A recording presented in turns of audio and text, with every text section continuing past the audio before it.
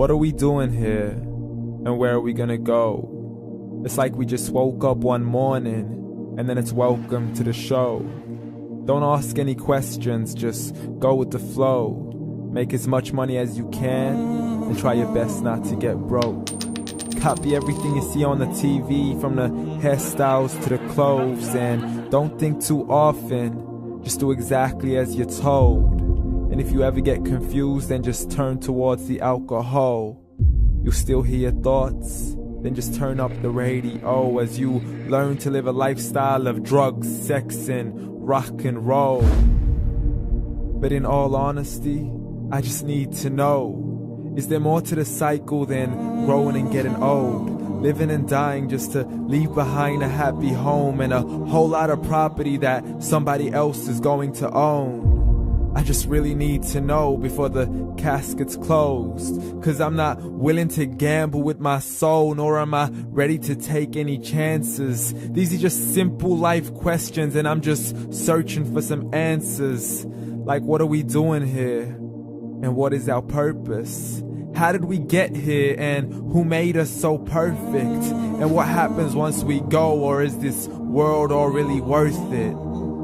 Questions we don't answer because apparently we don't really have to. There's no purpose to this life and our existence is merely natural. Then in that case, please let me ask you, did you create yourself, or was it somebody else who had fashioned you? 'Cause you're a being that's impeccable, faultless and unparalleled.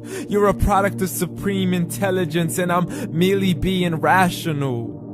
For there isn't a camera on this earth that can come close to the human eye, nor a computer that can compete alongside the human mind. And if the whole world was to come together, we wouldn't be able to create a single fly. So many signs, yet we still deny. As science tries to justify that all this could come from none, when it's a simple sum. 0 plus 0 plus 0 cannot possibly ever give you 1. So from where did all this order come?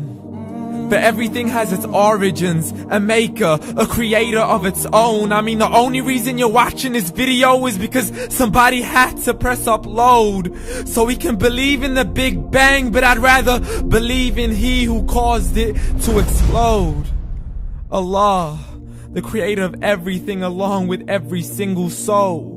The ever-living, the master, the only one who is in control. Unlike his creation, beyond our imagination. And no, he's not a man, nor does he have any partners in association. He's on his own. And no, he did not ever leave us alone.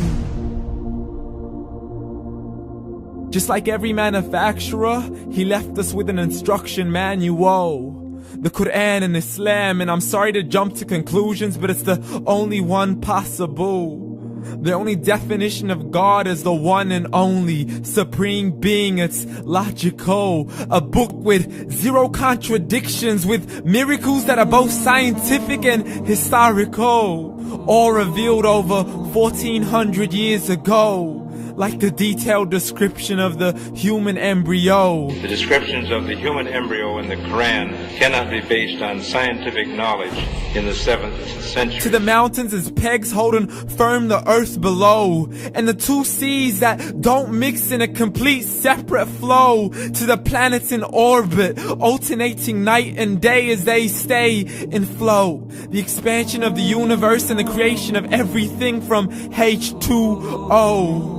To the stories of the past and the preservation of Pharaoh. To identifying the lowest point in the land where Persia defeated Rome. The gushing fluid that created man in the glands between the ribs and the backbone. And not a word has changed, it's still the same. So please explain how all this was known over 1400 years ago. To a man who couldn't read or write as he would recite whatever the angels spoke. And if you still don't believe, please try to come up with something that's even close. But you can't, so we took God as a mockery and his messengers as a joke. Muhammad could not read or write.